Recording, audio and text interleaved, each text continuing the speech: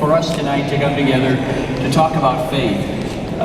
So Mark and I visited this afternoon, and we had really a great conversation about a number of things, and I can tell you, he's a very normal person.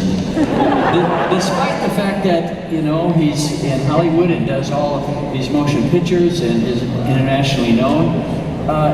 And so, Mark, why don't you tell us a little bit about the neighborhood you grew up in Boston? What was that like? I'm a street kid from Dorchester, Mass. Grew up in St. Graves and St. Williams Parish. My father was a teamster, truck driver.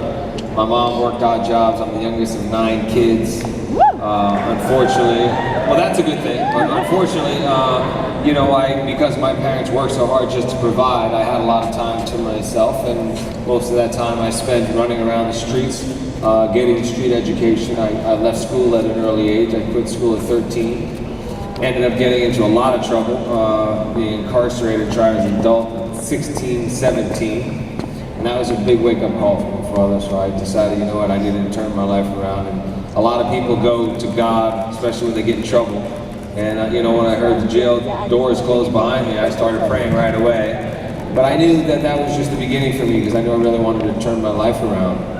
And I made a commitment at that day, but it was still, you know, it's still every day. It's a process, you know. That's why I start my day every day by getting on my hands and my knees and starting a time of prayer and reading scripture, and then I feel like I can go out there and conquer the world, you know, and or at least do my job and give back, because I've been blessed so much, and I know, you know, God put me in this position for a reason.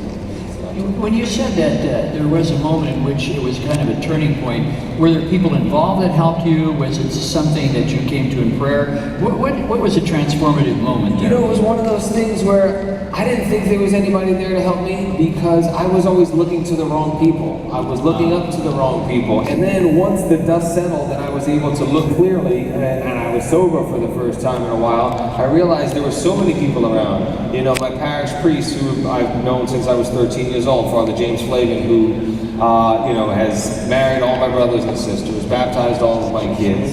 I speak to him on a daily basis.